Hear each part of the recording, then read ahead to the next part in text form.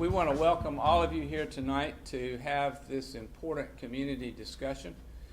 First of all, may I just ask for a show of hands for planning board members who are here tonight? Thank you all very much for being here on a summer evening. And I see the entire town board here now. Stacy Anderson, Rodney Graham, Beth Cashin, Jim Fuller, and Brian Genest, who will introduce our speaker in just a moment. And my task at the moment, my pleasure, is to bring a little perspective to why we are meeting tonight and why this discussion is germane to us and important to us. If you look back 24 years to 1990, which is not ancient history, and you all know this story, and in all of my growing up years in Davidson and North Mecklenburg, Davidson was always the largest town among the three towns. And in 1990, we still were the largest town in North Mecklenburg. In 1990, Davidson had a population of 4,000 people. Cornelius had a population of 2,500 people. Huntersville had a population of 3,000 people. And our neighbor to the north, Mooresville, had a population of almost 9,000 people. Today, 24 years later, we are officially at about 11,000 people. Cornelius has grown from 2,500 to 25,000. Huntersville has grown from 3,000 to nearly 50,000. And Mooresville has grown from almost 9,000 to 35,000. We face another wave of growth in the next 20 years that will be similar to the growth we saw prior to the recession. Are we ready for it? Were we ready for it in 1994? 20 years ago, the town looked at what was the beginning of the population wave that was roaring up the interstate at us, and we took a long, hard look and thought very hard about what was happening to our neighbors. And we watched the various interchanges get overrun with sprawling development, and we clearly knew that we didn't want that happening to our connection to the interstate highway. And we saw other things happening that we clearly thought we did not want to have happen in our community. And at that time, the mayor and the town board created a land plan task force in 1994. It was, I think I'm correct in saying that it was Brian's, and I know it was my first involvement in civic duty here in Davidson. It also included Margot Williams, longtime commissioner emeritus in the back of the room. Margot, thank you for being here. That group of 18 people included Dr. John Kirkendall, who at the time was the president of Davidson College, and included a whole host of citizens, many of whom are still here in this community today. And we looked at and began what became our planning ordinance. And it has guided us and helped make us what we are today. We enter a new phase and need the same amount of courage, maybe more courage than ever, to continue to make the tough, hard decisions for Davidson. So we are pleased here tonight to engage in that conversation and to welcome back a very good friend who guided us 20 years ago and is very well known to this community and to the greater community. And I'll ask Commissioner Brian Genest, my co-member, co-fellow in the Land Plan Task Force 20 years ago, to introduce David Walters. I am so pleased to be welcoming David back to this very room. This is really all began right here 20 years ago. We had some long meetings in this room. We had a lot of long meetings, but it was so informative, and we all learned so much. And David's imprints are all over town. Anything that has been built since 1994, he can take credit for.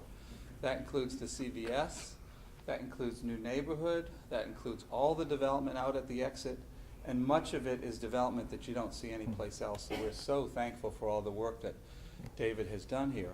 But not only has he taught us, but he's taught many folks all over the region, because he is a professor, or was a professor at UNC Charlotte for many years, and started the Masters in Urban Design at UNC Charlotte. Not only is David a professor, he's also a practitioner. He's been part of the Lawrence Group for many, many years right here on Main Street. He's also a writer. He's written 3 books. He's written many, many articles, was a regular contributor, I'm not sure if you still are, for Creative Loafing. And you could always count on him to write a stinging editorial in the newspaper when there was something really dumb happening in this region from a planning perspective, right, Dave? So we're really, really pleased to have him here today. And I was fortunate enough to go to his retirement lecture at UNC Charlotte a couple of months ago, and as I was listening to him and looking at his slides, it occurred to me that we really needed him to come back here and give us a refresher course, because there are a lot of new people here in Davidson that were not beneficiaries of the work that he's done over the last few years. So I talked to him and the folks here and encouraged him to come back. So we're really, really pleased to have him. So he's going to talk for a while, as long as he wants, and then we're going to entertain questions. So please help me welcome David Walters. Thank you, Brian. Okay, well, thank you for those very kind words. A few things I should say. This is not necessarily going to be a long evening. This is not going to be one of these marathon meetings that went on till 10:30 or 11 o'clock, unless you keep asking questions. That's actually entirely up to you. I told Lehman I'd stay as long as the building was open. So he said, what time did I want it locked up? But seriously, we will take as many questions as you would want after I finish, which should be in about 45, 50 minutes time, and particularly if I keep an eye on my timepiece here, we will see. So it's about 7:10, so a little after 8 o'clock. If I see my wife is in the audience, who actually is a co-author of one of the books, and was also a colleague during the early years of the land plan, sitting through many meetings here, taking notes, because I tend to forget what I just said, and so Linda was saying, well, you said this and then you said that, and so she was an integral part, and so I'm sure I speak for you when I say you're pleased to be back here as well. In this we spent many hours in this room. The other thing I'd say is that Brian is a little over generous in allotting me praise for everything that's happened in Davidson. Obviously there's a gazillion other people done excellent work. I think if I can interpret Brian's words, the foundations that we laid in the land plan have their imprint has been on everything. And I've been fortunate enough to be asked back occasionally to advise at times. And so, either in my own capacity as a professor or as a member of the Lawrence Group, it's been my privilege to help and to serve the community in a number of ways over the years. And in fact, I was looking at this aerial photograph, and those of you who can see it, here's I-77, here's the lake, this is exit 30, and you can see streets, the famous roundabouts. I can't take credit for the roundabouts. Actually, oddly enough, being English, I can take no credit for the roundabouts. But I can take credit for this kind of idea, which Tim Keane, who was the town planner at the time and a major force behind all the good work. I mean, we mustn't forget Tim Keane. Now he's Director of Planning and Development in the city of Charleston, has been for many years. But in 1995, Tim and I drew plans for this area, which had, if not roundabouts, had junctions, streets, etc. And so one of my points, we'll get to a slide about that, is that you've got to have standards, you've got to hold to them, and you've got to be patient. Because the market, quote unquote, will throw a lot of stuff at you. Some of it good, some of it middling, some of it trash. The market is not a generator of quality. That's your job.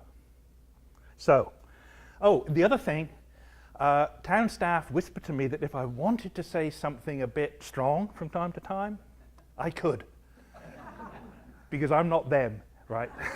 They're far too polite. So I'm not going to set out to offend anybody, but I'm not going to pull any punches. So, building a future to match the passed, I struggled with the headline.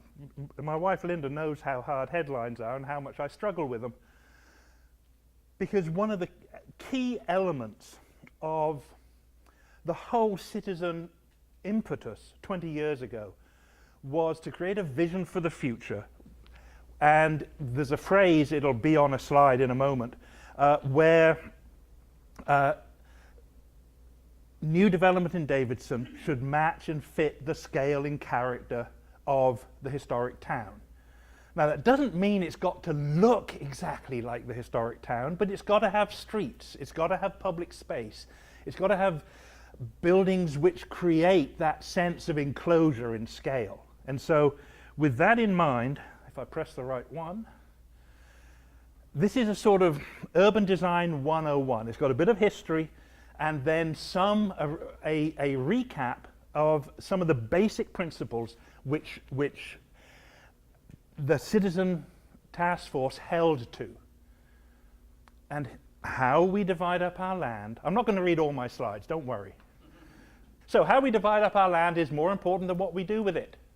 How we create patterns, urban patterns, is far more important than the uses in the building.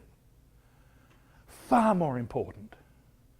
Uses change far more quickly than urban form and urban space. Main Street, how many changes of use in 100 years have taken place in the buildings on Main Street? I don't know the answer to that, but I suspect it's a lot.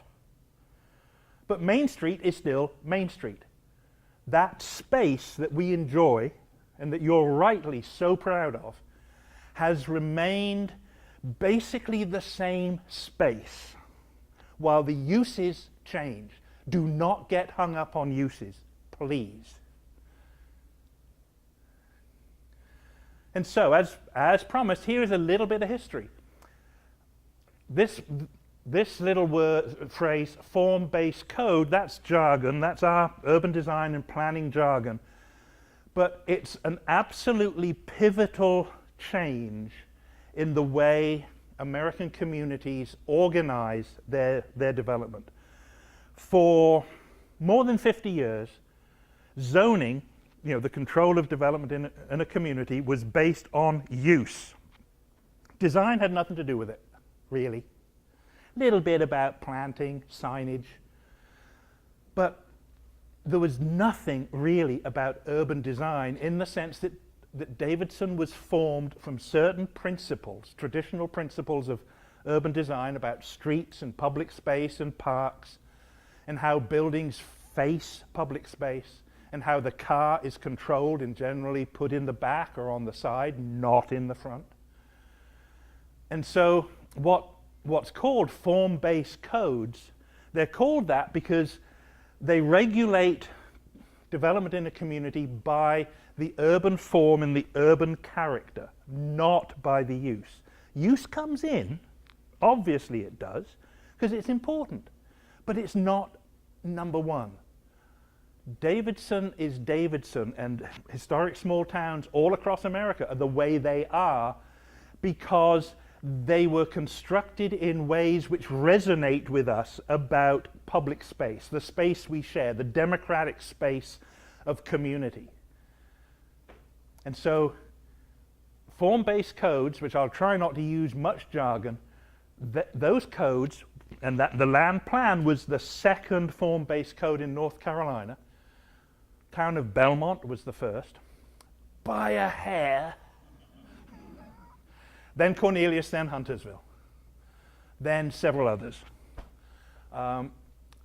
And it was one of the first in the nation.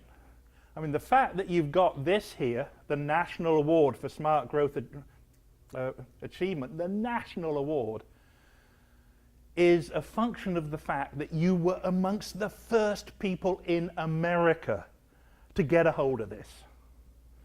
And so I think that's something of the legacy that town staff hoped that I could sort of get you excited about. Now, you don't have to read this. I promise there's no test. This is being recorded, and the town have the PowerPoint. And I left text in there so that at your leisure, anybody who's interested can follow it through. But there's a few pages from the original land plan. This is a historic document, right? You can't have it, it's mine. As is this. That was part 1, this is part 2 and part 3. There's a couple of slides from here. But here it says defining a small town, and please, I'm not going to read it, but it talks about what makes a small town. What is the definition of a small town character? We can say, oh, we like to be like a small town. Okay. Well, what makes a great small town? A compact, pedestrian-scaled urban form set in predominantly open landscape.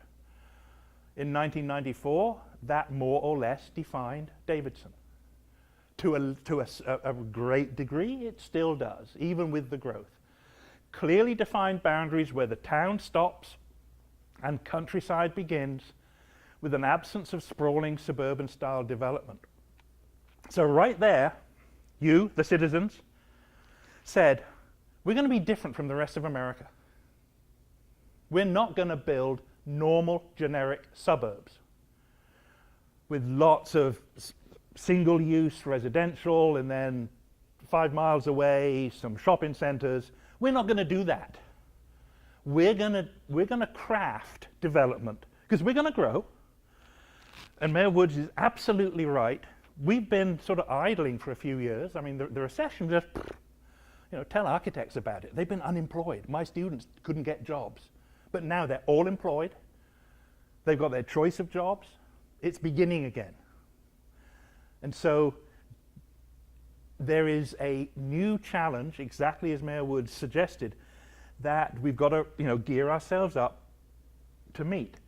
Because the market is going to throw good stuff and bad stuff at us. So it's up to the town to refine and demarcate its standards and hold to them. And that is, that comes back to being patient.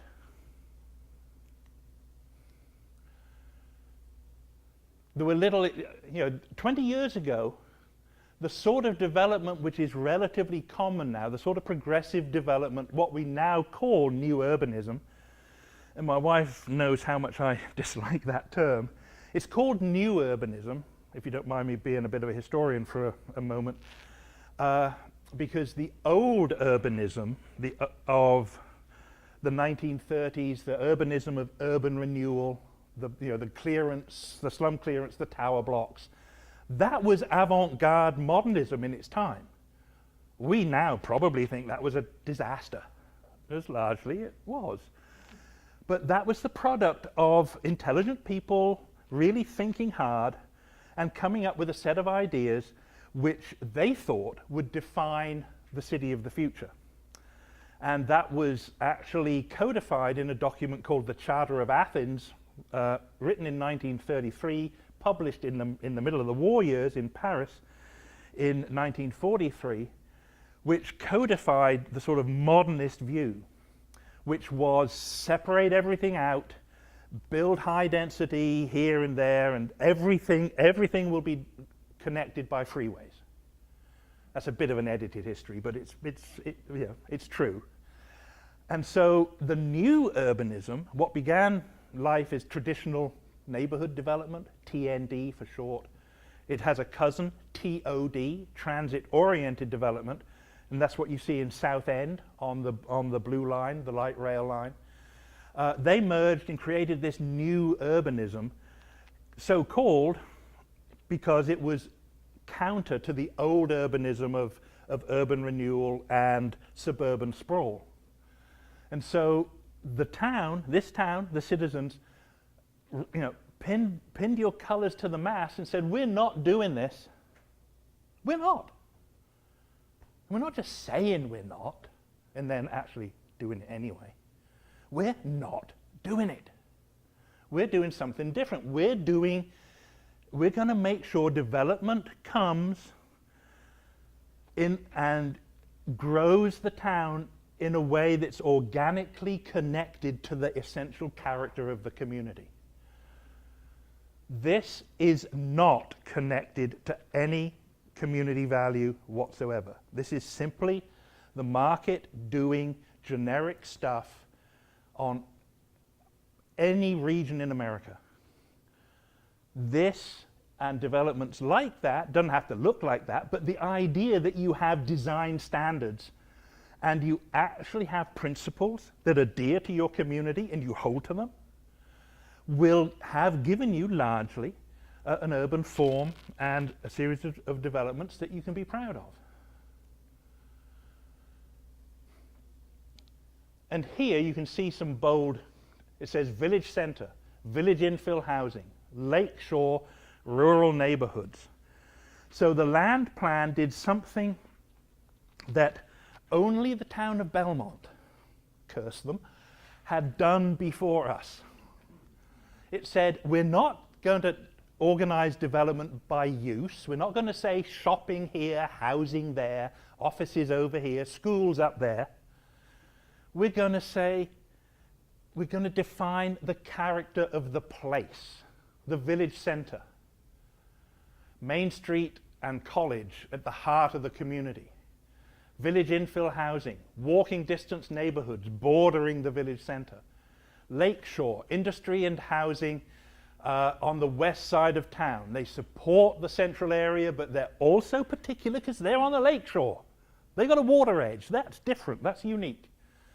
Rural neighborhoods, the whole large eastern area containing farmland and open space. Clearly development will take place in, as property owners wish to develop their land.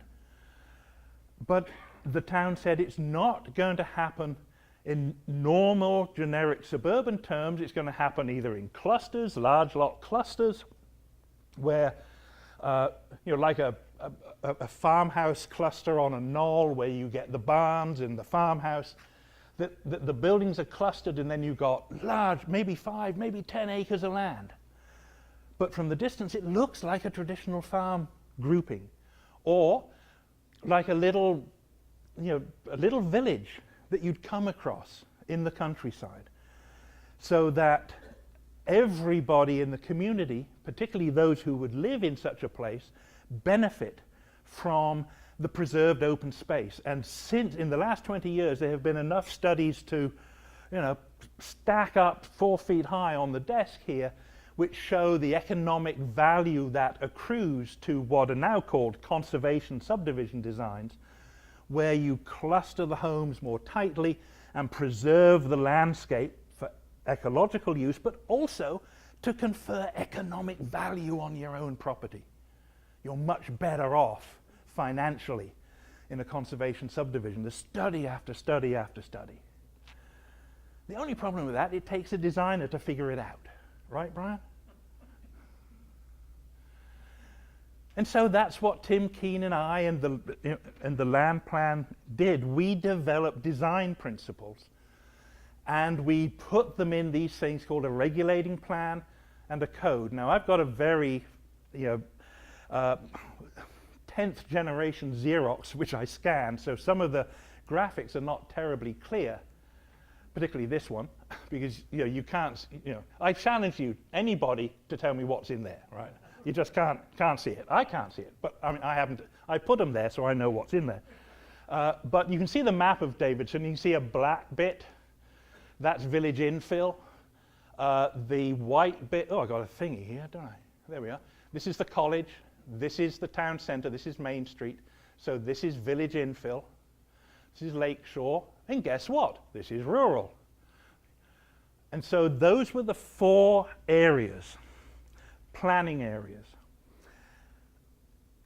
Tim Keene and I were pretty good at this, but we weren't quite as clever as we ought to have been, because we didn't know we were using something called a transect. Now that is a term that comes from geography.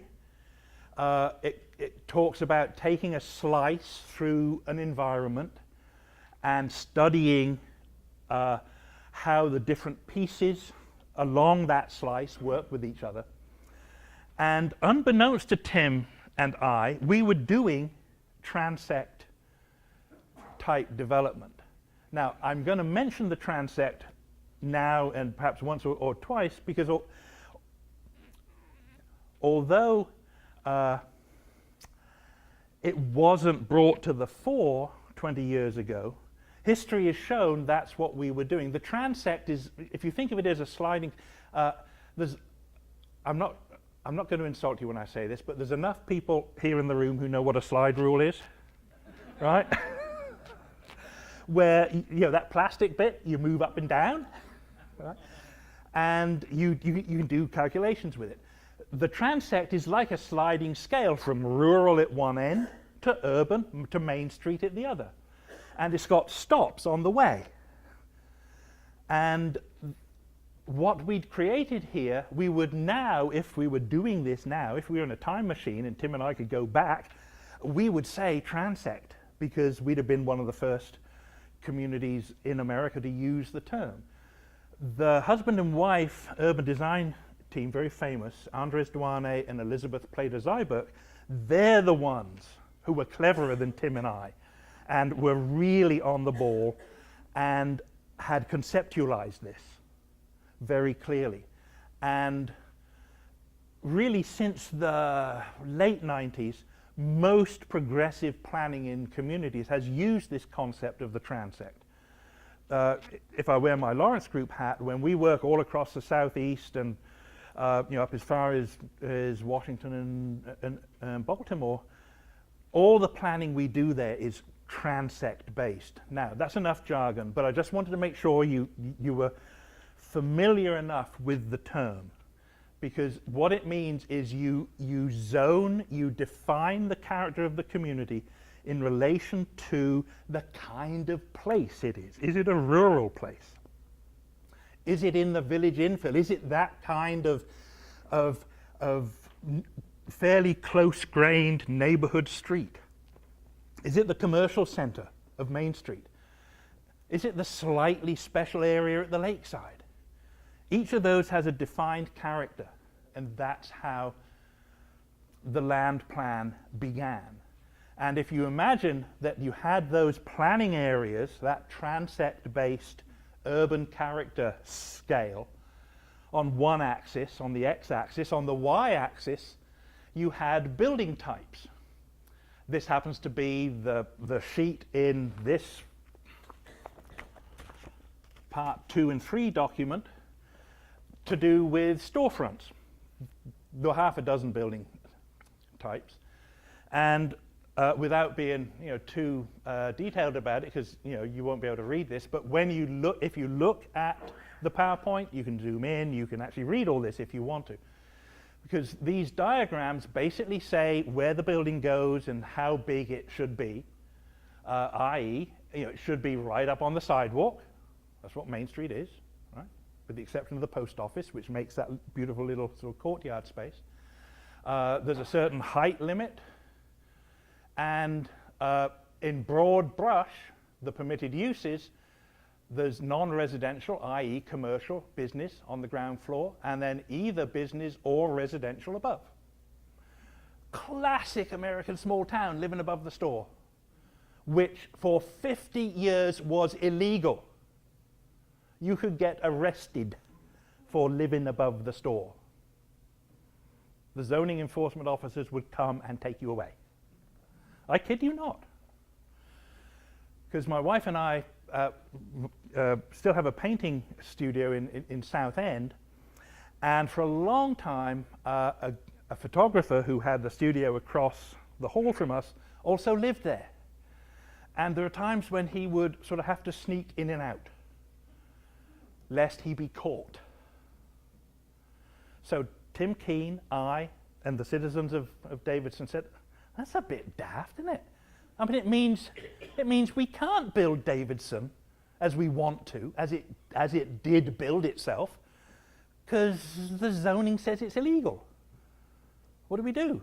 You change the zoning into something that doesn't obsess about use. You don't forget about use. You got to be a bit careful about it, but you don't obsess about it. What you do obsess about it is the building in the right place. Is it making good public space? Does it contribute to Main, in this instance, does it contribute to Main Street? And then we had regulations for open space, different types.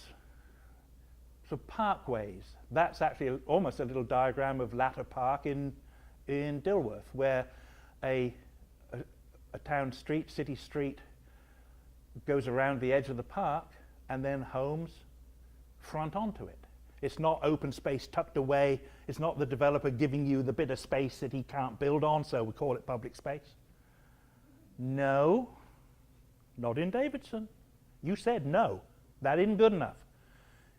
We're going to have public space, and it's going to be usefully distributed throughout a new development, so that it's, you know, using historic models like Latter Park, or, you know, a little square that could be, you know, the idea of the square in McConnell was the origin of that, just a little bit improved, a little bit more enclosed. The buildings are a little more firm.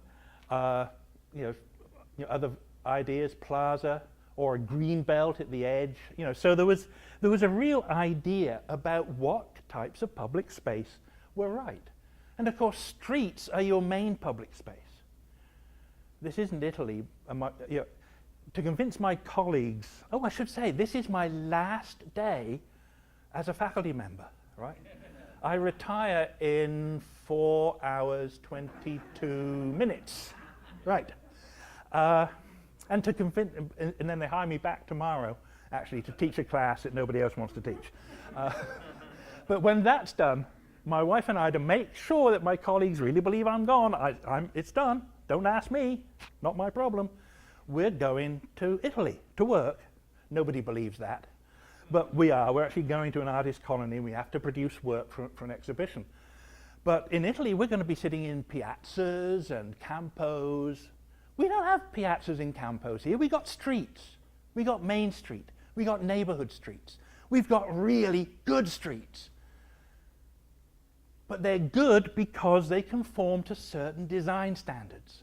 They're not too wide. They have very adequate sidewalks. One thing that Tim and I would be guilty of is that we didn't give enough emphasis on bicycles and cycling. In the last 20 years, that has become a really big and important element of any community. But we were very concerned what's called the height to width ratio. Depending on whether it's a narrow space or a wider space, you get a different sense of enclosure. You get a different sense of the space. And also things like, this weird thing is a normal raised curb. It's not a rolled curb.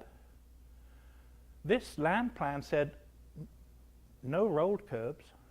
I know you got rolled curbs somewhere. I know you have. In fact, you know, I've seen them. I've driven up on them. I've driven up on your sidewalks in my big Chevy van, because I can. Your rolled curb lets me invade your private space.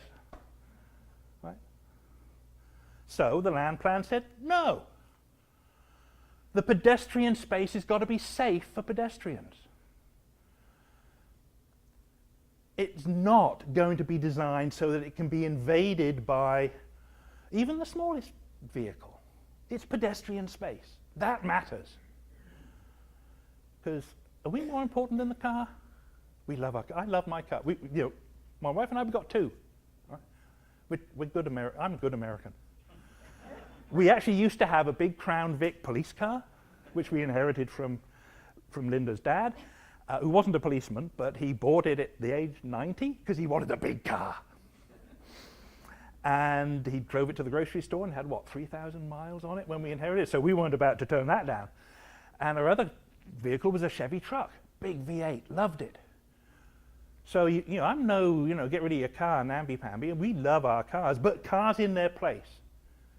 And cars should be a choice. You should choose when you get in your car, not have the way your town is designed take that choice away and require you to get in your car for everything. That's taking your choice away, taking your freedom of choice away. And so tiny details like that matter.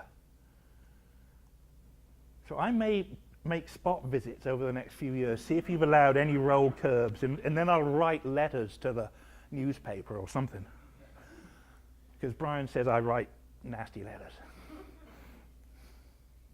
So we talked about the proper dimensions of streets, and where's my friend and colleague George sitting? Right.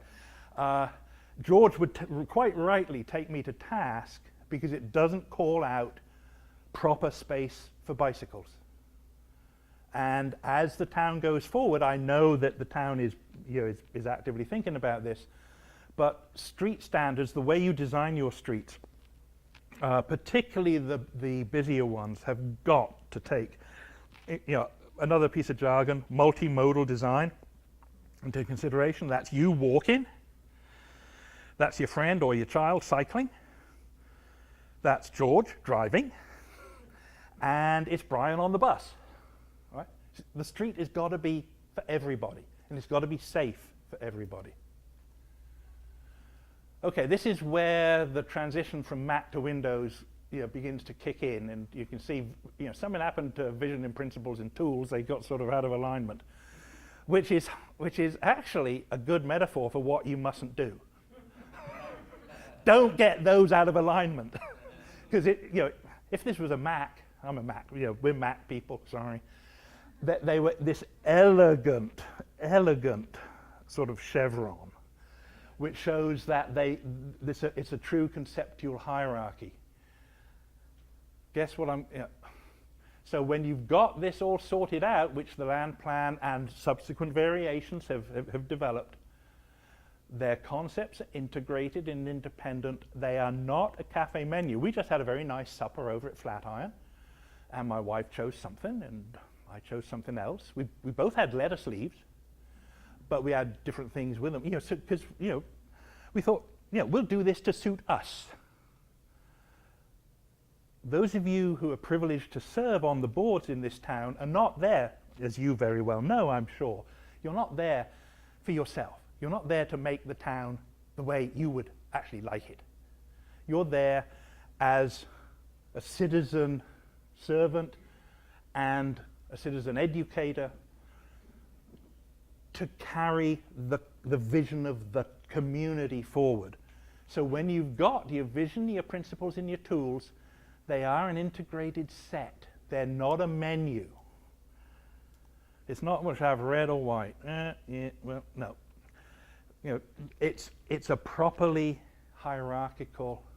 Oh, just go back, because the more you fiddle with things on a case, but someone says, well, I don't want to do that. Can I do this instead? And you say, well, okay. So the more you change on a case by case, it's quite likely you'll establish a bad precedent. Because while something might be okay in one instance, someone says, oh, look, they did that, we can do that. And then the whole thing begins to drift. And all that effort, that 20 years of effort, will erode the specialness of your wonderful community. Now, this does get a little bit nerdy for a few slides, warning, because we're going to talk a little bit about urban design principles. Because they are, as this says, they're as true now as they were 20 years ago. You have inherited, I've made this point with the subtlety of an elephant, you've inherited something incredibly special. And that's built in terms of the tools. The code is built around those urban design ideas. And we're just going to quickly explain what some of those are. How am I doing for time? Ooh, easy. This happens to be a place in Atlanta. I put this slide in because I just love the name, Buttermilk Bottom.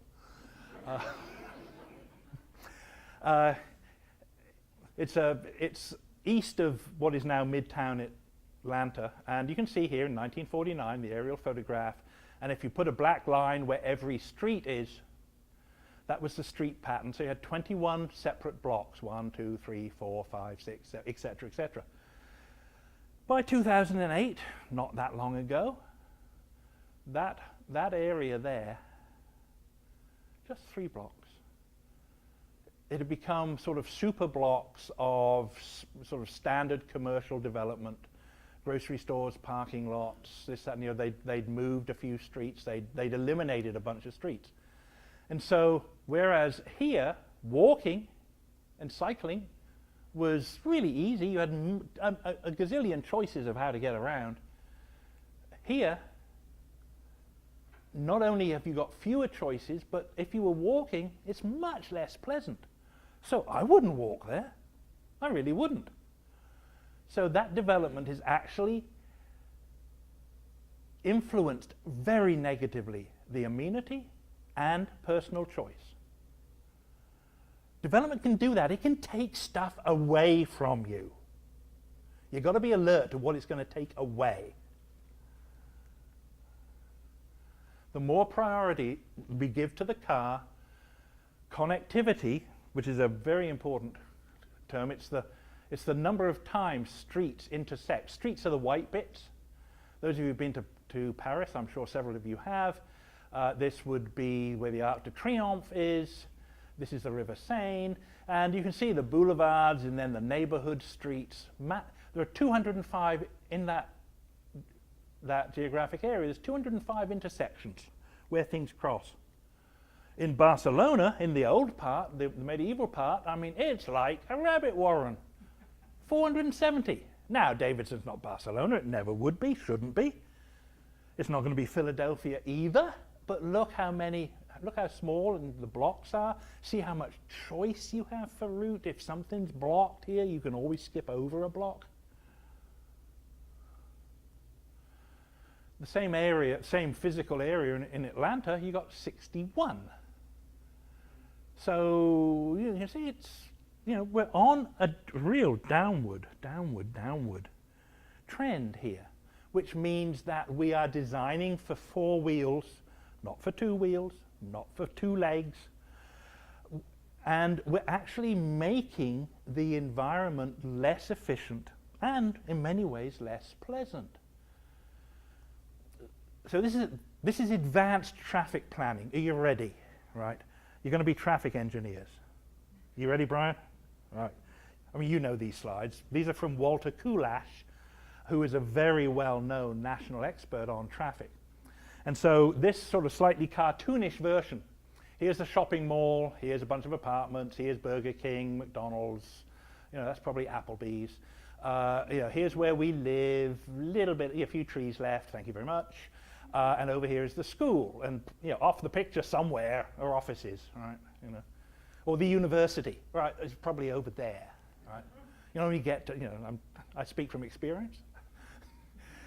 And so this kind of arrangement, which is how America builds, it has built for 50 years this way, long enough that you all think it's normal. It's a complete aberration. The last 50 years have been exactly the opposite of the previous 2,000. Right? Now, I guarantee, I give you, America's not been there for 2,000 years, but you have been there for a long time. And you only started building like this in the 1930s. And you didn't do much of it then because there was a depression. And you really started to build like this in the 1950s for all sorts of reasons, which we won't go into now. But the 1950s was so long ago. I was 4 in 1950. So right, I mean, this is my whole life, sort of. So you think it's normal, except it isn't. In historical time, this is an aberration, and it's a pretty dumb aberration to separate everything out, because when you drive, so you're going from home to the mall, you're going from home to Burger King, you're going from home to the school. Guess what? Every single trip is on the major road, the arterial. Every single trip. Because people say, oh, we don't want to connect to anybody. Oh no, we don't want other people coming past our place. This is my biggest challenge to you. You've got to become disciples of connectivity. I really mean that. because this is a dangerous mess. The death rate from every cause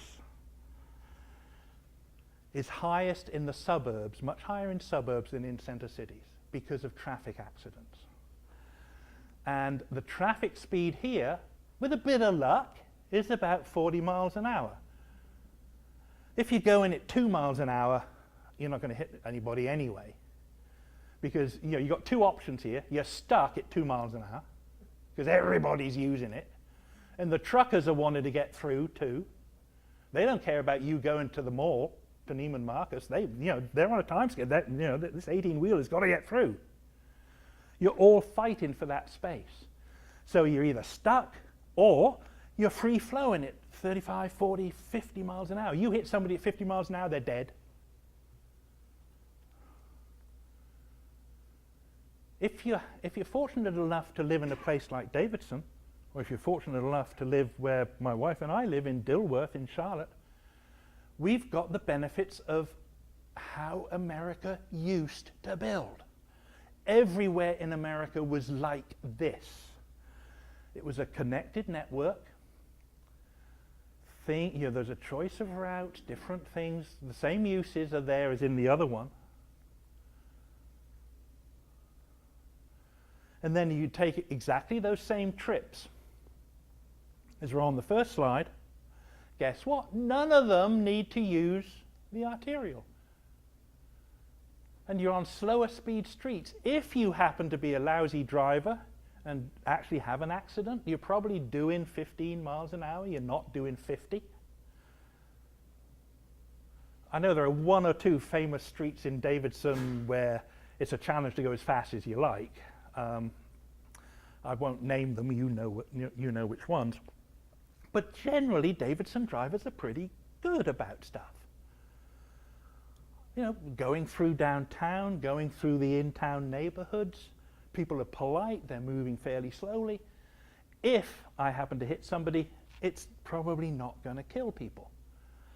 It's much safer, it's much more convenient, it's much quicker for emergency services to reach you when they need to. There's more choices, less pollution, less stress. America knew how to do this. We just threw out all the old lessons because we were captivated in the 1950s. It comes with being the most important nation in the world. You weren't until the late 40s. You were just somebody over there, right? But then you played this incredibly important role in saving the world from lots of bad things, and you took our place. Right? I haven't quite forgiven you for that, but you took Britain's place as the most important nation in the world, with the whole new future in front of you, and you thought, why would we bother to do something in 1950 that we did in 1910? Because great 1950s science fiction, movies, literature. It was all about the possibilities of the new. So you threw out all the lessons that history was had given you, and you invented a new system which actually, I'm sorry to tell you, sucks. It really does. And then you infected us with it, and some of Britain is like a 5/8 model of America. The shopping carts are smaller, the big boxes are smaller, the people are slightly smaller, the cars are definitely smaller. But yeah, we've got the same disease. We've got beautiful historic towns, and then we build big box stores on the outskirts. It's an international malaise, and my students have just got back from China, and guess what they're doing in China? They're building it like America. They couldn't care less about their wonderful traditional urbanism and architecture. No, if it was good enough for America, by golly, it's good enough for China. And in fact, we'll do it bigger, faster, better. Maybe it'll fall down quicker, but nonetheless. Oh, the Chinese have bravely offered to build Britain's new high-speed rail link. So their international reach is everywhere. Another thing, a little bit of math.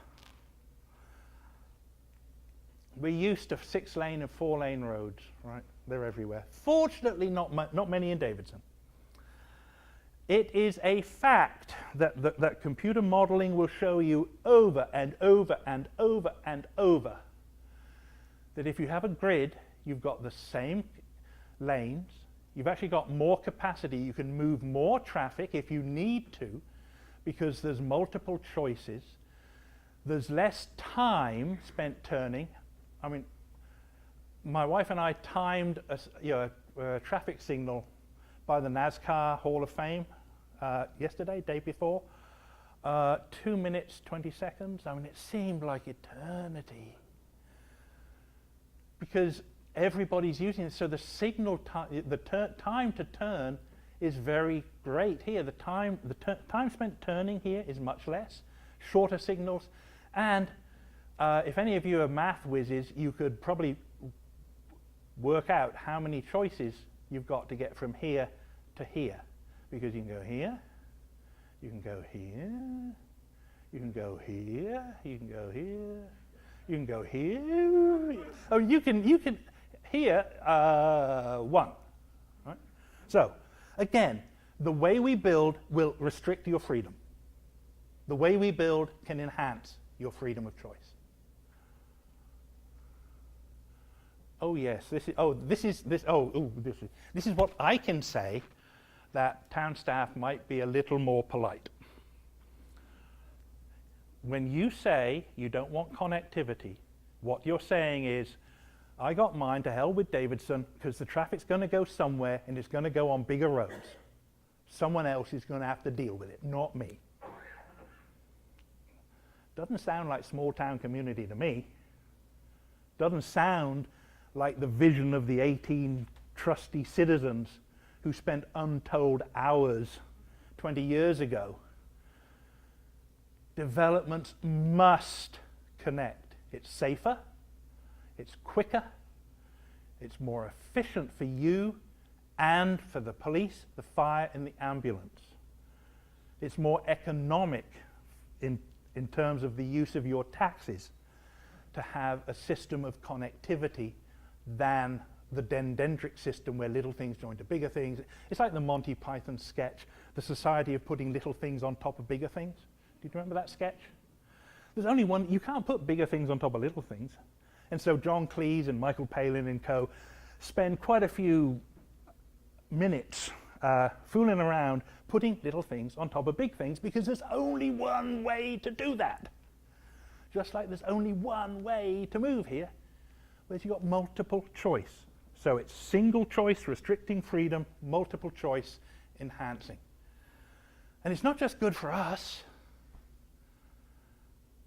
It can, because it's more efficient, trips are shorter, we can actually choose not to use the car and walk or bicycle, so we actually save energy, produce less pollution, and we get a happy polar bear. Or, if we live here and use the car for everything and sit in traffic here, polluting through our tailpipe, look at the poor guy. If that doesn't make you contribute to the World Wildlife Fund, I should actually pass the envelope around, shouldn't I? But seriously, it's a joke, but it's not just Davidson you're looking after, it's the rest of us. So, the key elements of this thing, connectivity, the scale, the size, and the structure of the blocks. This is Atlanta. See the blue line and the blue line, the red line and the red line. This is Back Bay, Boston. This is Commonwealth Avenue, one of the great streets in America. Newbury Street, ranked the 3rd best shopping street in America, is here. It has the Poke and Pole kitchen store. Anybody been there? Oh, I could only dream. In fact, I have dreamt of having a Poke and Pole kitchen. It actually featured in one of my dreams, because I actually went there a couple of years ago because we have family there, and I walked in and I felt obliged to tell the guy straight up, I'm not going to buy anything, sorry, it's out of my league. And so I said, sorry, I'm not going to buy anything, I'm an architect, I just love the design, can I look around? He said, sure. He said, I'm an architect too. I gave up architecture for this kitchen job. It pays much better. But the point is that the width of the Red Line, this piece of Atlanta, is spatially the same dimension as this piece of Boston, of Back Bay. This is what the Buford Highway looks like. This is what Back Bay looks like. This is all about the car, but look how many signs. Watch out for the pedestrian. Oh God, might be a pedestrian. Oh. Look how many of these. 1, 2, 3, 4, 5, 6, 7. And I see exactly how many pedestrians. Only a madman would walk here. Right? This is the product of the way America has constructed its zoning codes for the past 50 years. Every piece of this is due to planning and due to a single short-term view of the market that this has got a 15-year life. The development company's got its profits, paid up, moved on. And so the taxpayers are stuck with dead big box centers. Now, that's a plague that fortunately Davidson is probably going to be reasonably free from. But I use it to illustrate that the market can be this siren song. Because this was the product of the market. This is developers' architecture by the mile. This is purely profit-driven market development. It was just prioritizing different things. And another thing that I'm going to really upset you about, be prepared to be upset before we leave. I'm talking about density in a minute. You have a little bit of time to prepare yourself. So, block structure, street layout, give hierarchy, legibility. Dilworth, oh, lovely Dilworth. This is sort of, you know, I was born, I'm the front edge of the baby boom, born in 1946.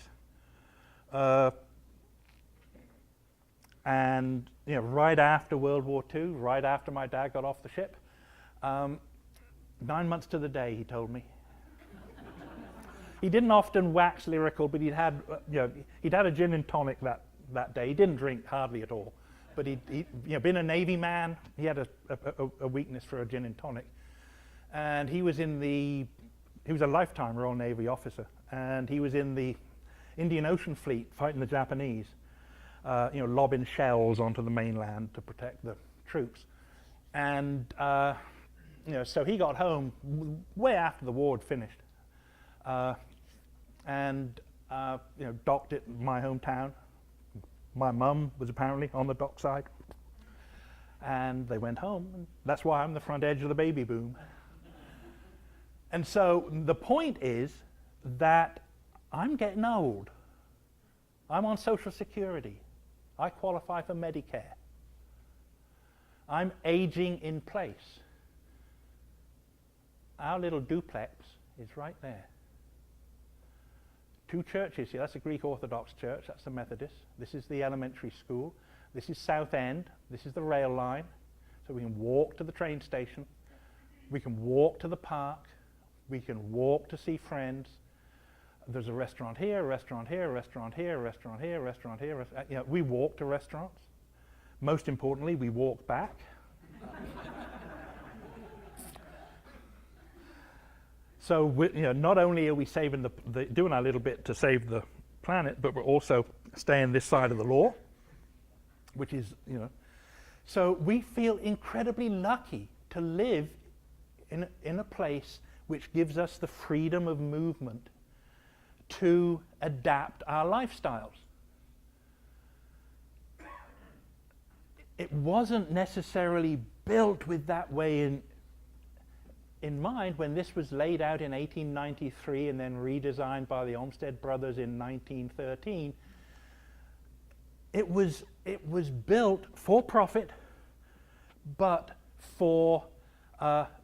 in terms of very clear design ideas which were universally accepted. The ones that we threw away in 1950 were universally accepted in the first half of the century. And so history does have a great deal to teach us. So this actually is in Atlanta. All my bad slides are in Atlanta. But you know it couldn't be Davidson. You've done a great job. But it could be almost anywhere. Oops. I mean, how do we read this? I mean, where's the front, back? Is there a sidewalk? Is there a street? Would you walk there? I mean, this is a confused mess. There's no other word for it, but we're so used to it. There's no spatial order. There's no spatial hierarchy, no spatial definition, no place for pedestrians. Because the zoning codes that we used for 50 years got rid of all that thinking. It's all about the car.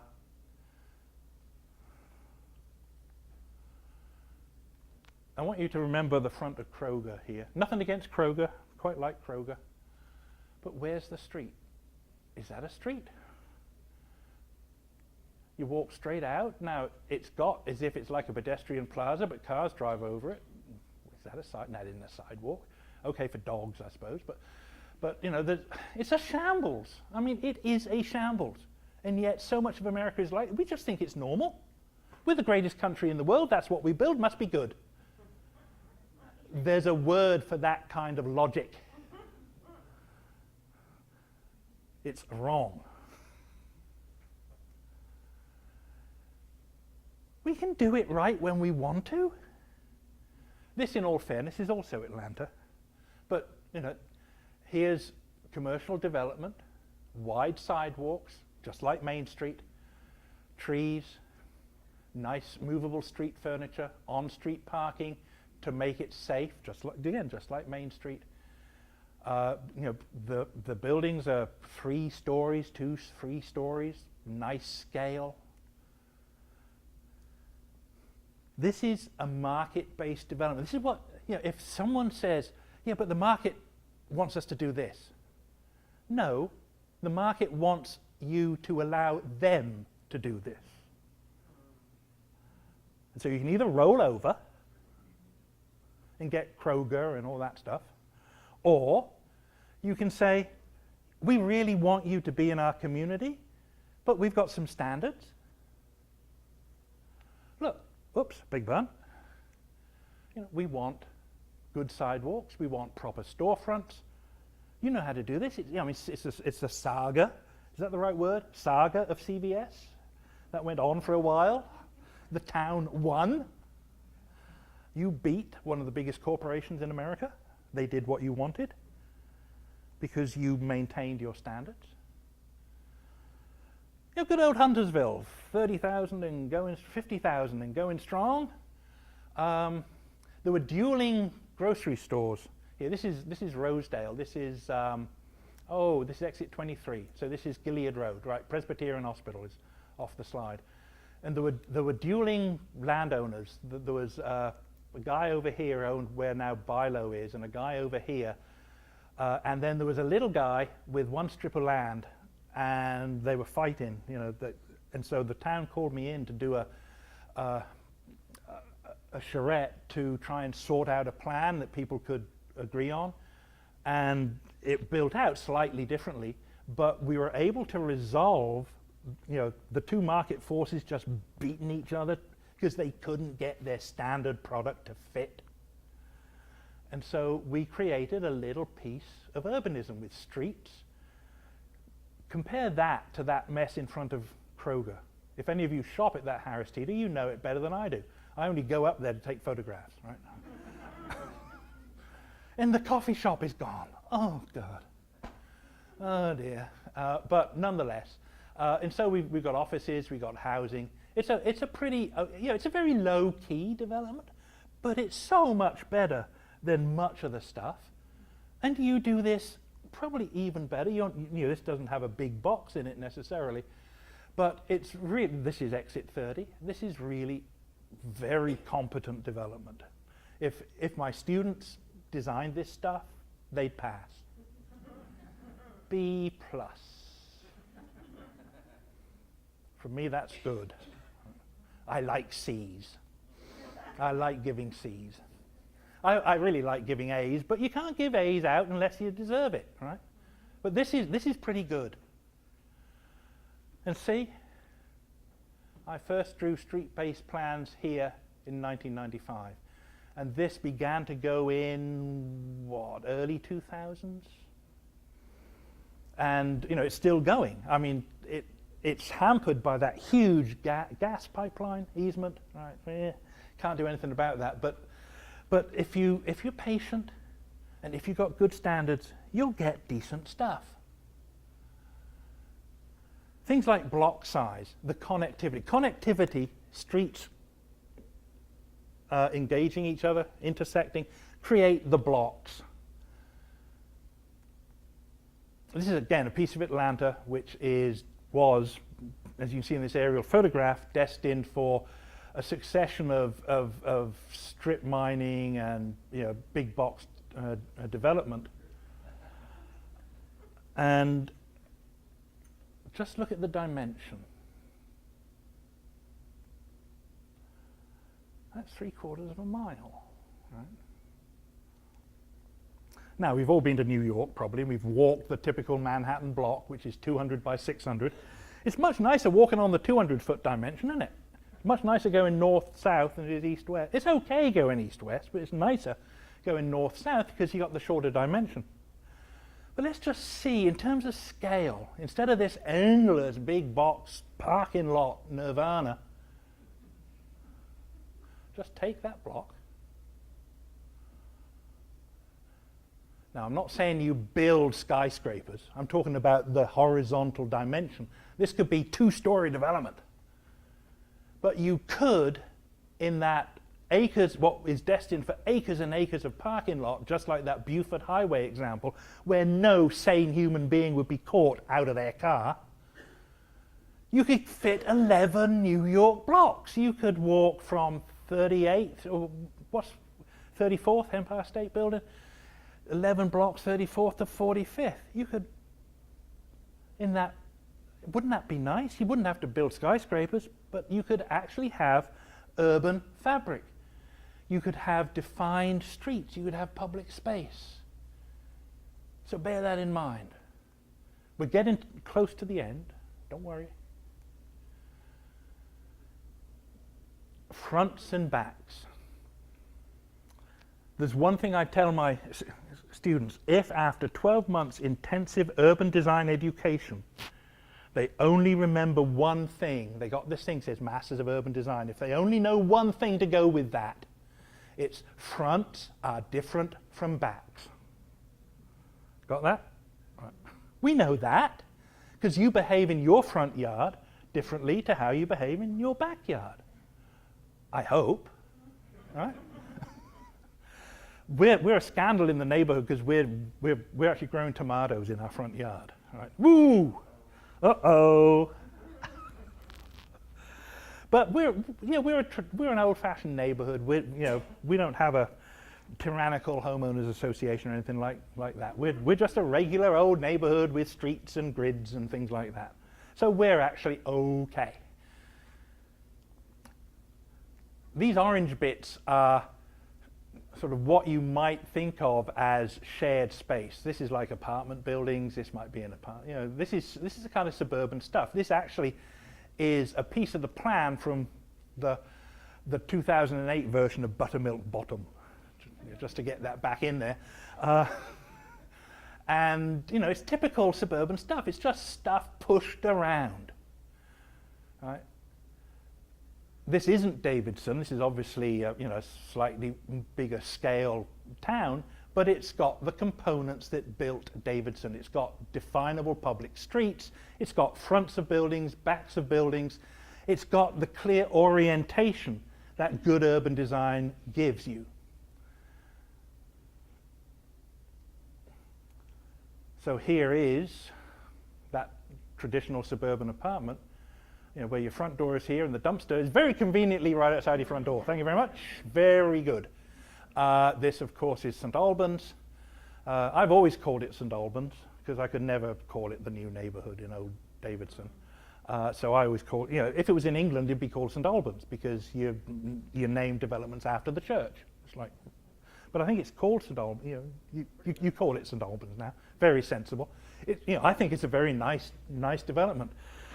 You'll notice the upright curbs, right? But we know where we are. There's fronts and there's backs, and it's pretty clear. And it's those awful suburban apartments that were on this side in the previous slide. That's one reason why, perfectly understandably, neighborhood citizens object to apartments. Oh, we don't want apartments here because they look like that. And all too often, they do. If you don't have design codes, they do. But they can't in Davidson. This happens to be out in Denver. This happens to be where my wife and I used to live. This is Myrtle Square, historic condominiums at 22 units per acre. Ooh, high density. You can see this is building the density story. Drum roll. It's part of a sustainable community, because when my wife and I bought our first property, because we lived as itinerant faculty until we were sure we were going to stay, once we got like tenure or it was going that way, we lived in rental apartments, much like, not quite as bad as those, but sort of not much better in that previous slide. And then we bought for $50,000 in 1993. We only had $47,000. We scraped together, the price was $50,000. Fortunately, the guy who was selling it was an art appreciator, and he took one of my wife's big paintings for $3,000 and clinched the sale. So I have to tell you, this is affordable housing for people like me and people like my wife. I don't want anybody to fall into the trap of thinking, of misunderstanding what affordable housing means. It means the first time your kids can buy somewhere. It means that elderly relatives can downsize economically. It means that people like us in our late 40s, early 50s, could own a property. Right? Because you don't pay either architects or academics very much. Now, Bill, he was famous right there. Bill, you were famous, so you probably got paid a lot more than I did. So you can afford to live in Davidson, right? Lovely. I could probably now, although I am now on Social Security. So is there any affordable housing around? Might come calling. So here's a little exercise. This is something that we as in the Lawrence Group, did for the town of Waxhaw. Those of you who know Waxhaw, it's got a nice downtown. It's struggling a bit. There's not enough people to support the business. Things get pulled away up to Blakeney, up to the big developments around I-485.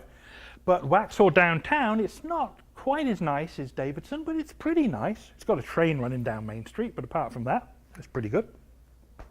I'm not going to talk about the Red Line train, right? I'm not going to talk about Right. So this is Waxhaw, and this is a little piece of Waxhaw as it is. It was built in the late 40s, little ranch homes, quite fine, except nobody wants them anymore. Right? They're sort of affordable, but they're not in touch with what we feel appropriate now, 50, 60, 70 years after they were built. And the only way to make Waxhaw downtown viable commercially is to increase the number of people who can get there easily, walk there, bicycle there, drive if they have to. If it's pouring with rain, fine. So you do a little exercise. Say, okay, what if the town perhaps did a little bit of infrastructure investment, put a little alley in, and the code allowed, as yours does, I think still, ancillary dwellings, where, if I live here, I can rent out the top floor, help with my mortgage, or something happens to one of our family members and they need somewhere to stay so they can come and live, or an elderly relative. I mean, those scenarios. So, a little bit of infrastructure improvement leads to greater lifestyle choice, greater property, economic potential, financially. Density goes up a bit. If you looked at it a little more holistically, that same block, given the stated preference for people like us and people like my students, millennials, who are that there's never been bigger market demographics than boomers and millennials. The poor Generation Xers are nowhere in there. Their cohort is too small to count in terms of market strategies. So it's what we value, our generation, and what the younger, the 20 and early 30s, and real estate study after real estate study after real estate study says there's a massive preference, not universal, by no means, but there's a big preference where there was none, very little 30 years ago, for people to have a walkable neighborhood, to be close to mixture of uses, to have more housing choice. And so this little study showed Waxhaw that you could, never going above 3 stories, and building homes similar to sort of Charleston style houses, you could actually get a lot of people, relatively a lot of people, within walking distance of downtown businesses. Hey presto, customers means that storefronts don't go dark. You don't get gnome stores forever. Can I say that?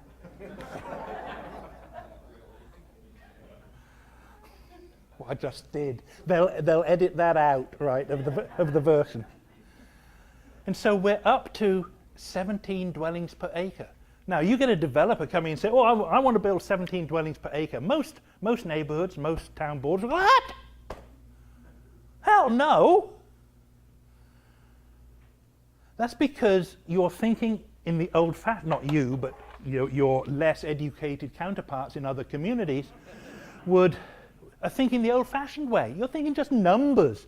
Why is 17 better than 16 and not as good as 18?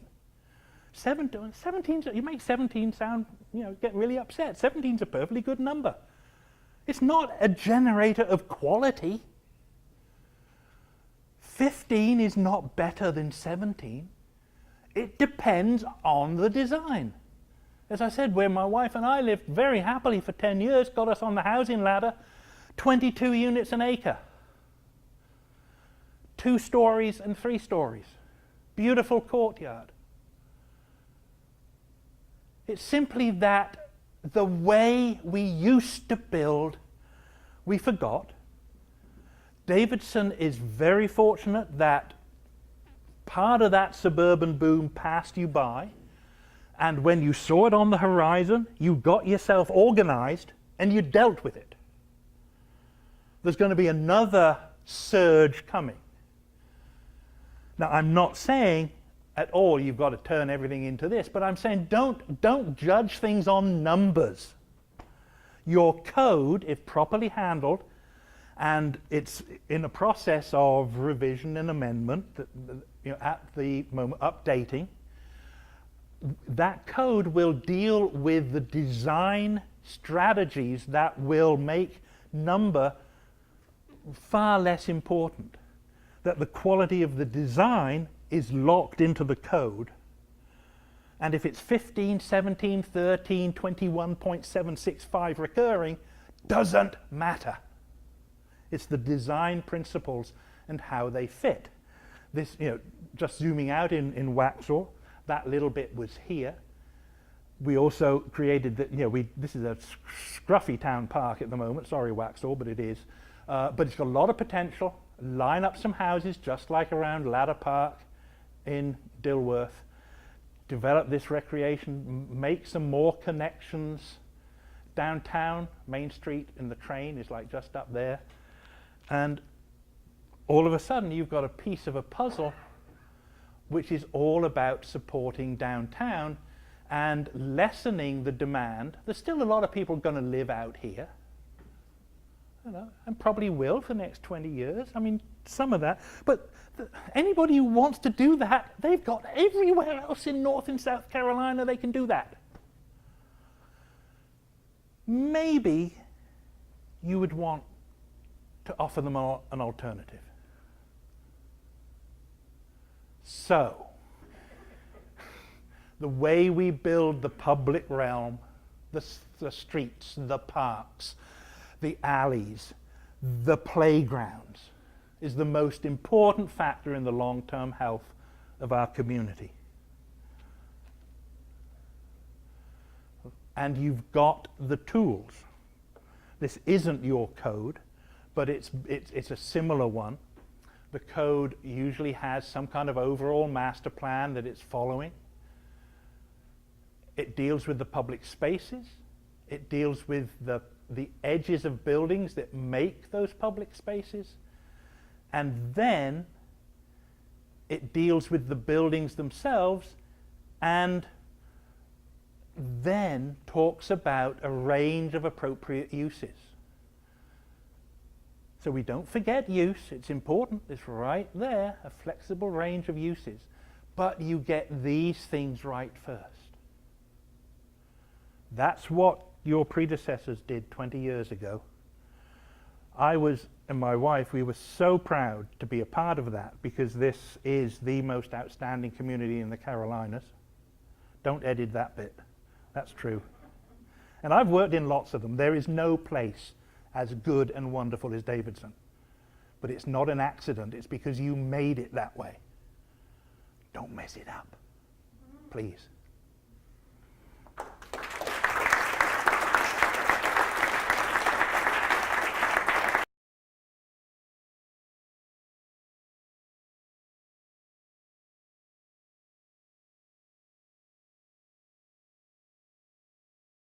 That's a very good question. I mean, big box store. I mean, I shop at Lowe's.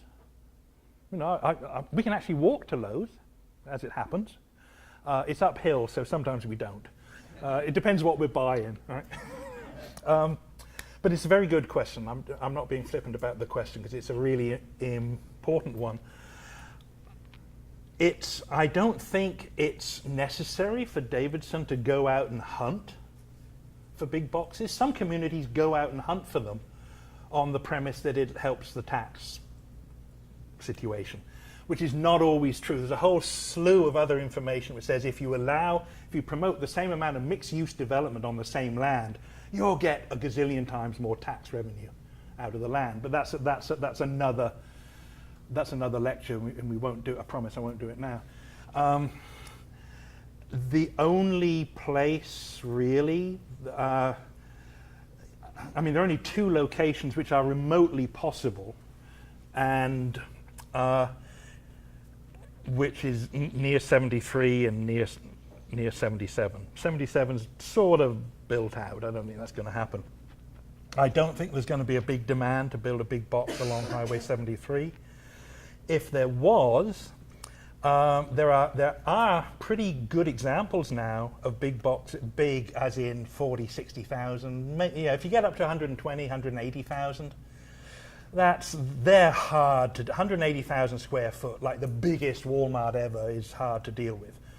But I mean, a normal Harris Teeter is 40 to 60,000, so somewhere in that range. And well, in fact, even that development, I showed one slide of some apartments over stores, and I said that's out in Denver.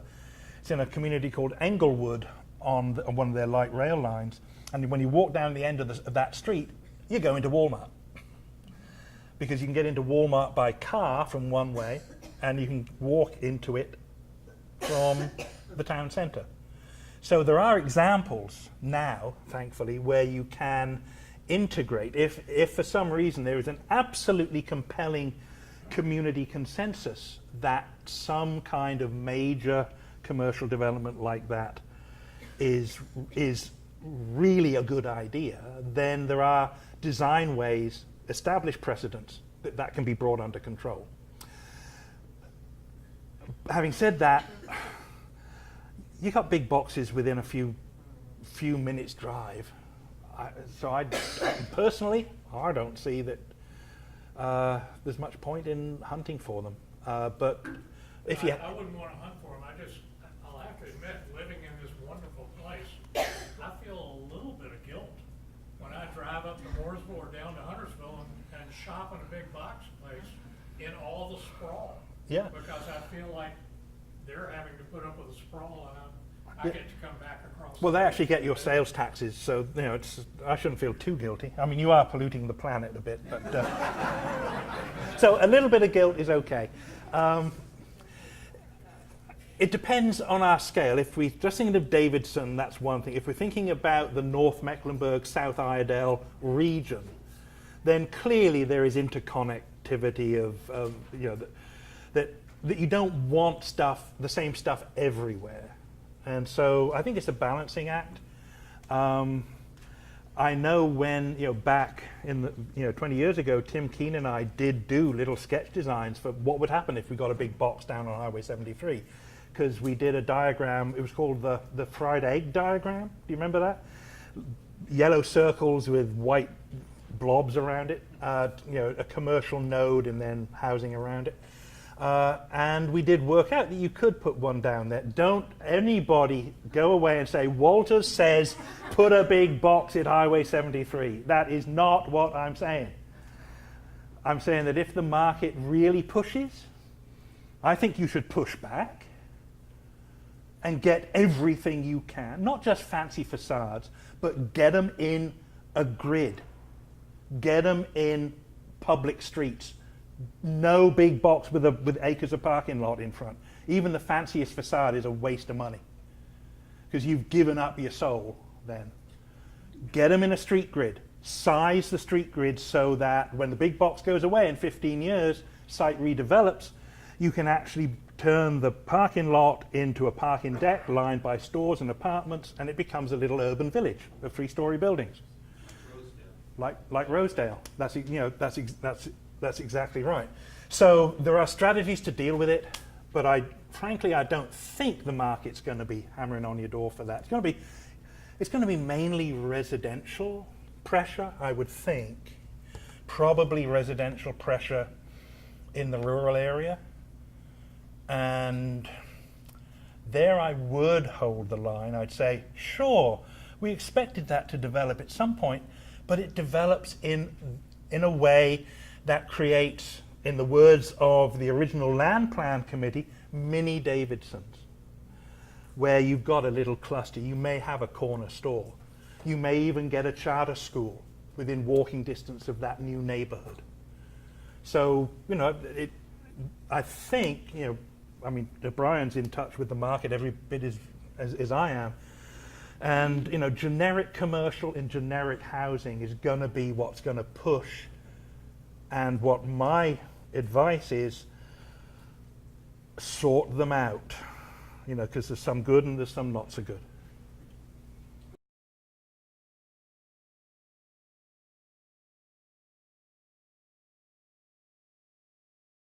Yeah, traffic circles are the least pedestrian-friendly device in the world. That's what I can say that because it's because it's true, and two, I had nothing to do with those two.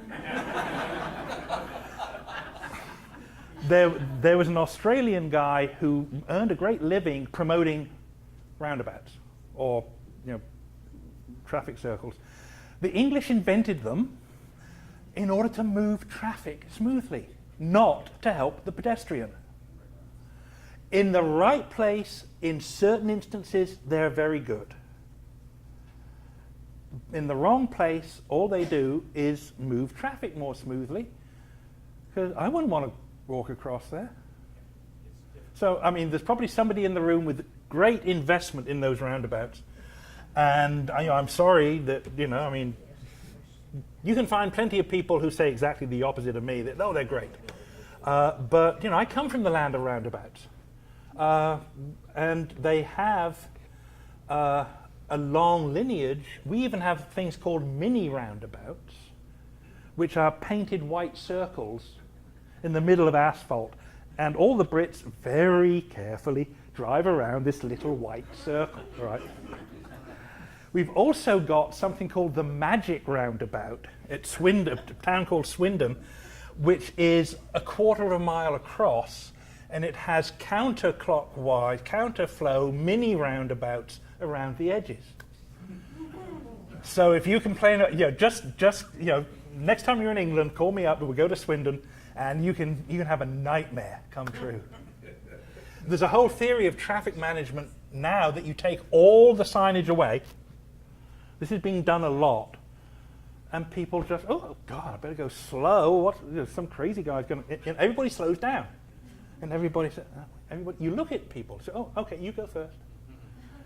There's a lot of, it's completely counterintuitive because people say, oh, Lordy, we couldn't, But there's examples in Europe and some in America where traffic flows more smoothly, pedestrian casualties drop way down, everybody's happy. Commercial development comes back in town centers that were throttled by traffic. So it's an evolving science, and we had a roundabout phase. We may have found the antidote to it, but sometimes they're okay. I'm not totally against roundabouts.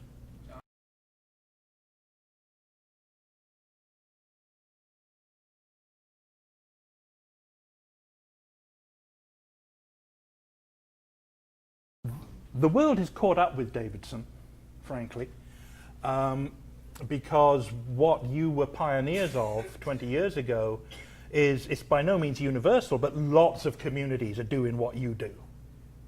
You're not so special anymore. Doesn't mean you're not good, it's just that you're not so special, you're not so unique.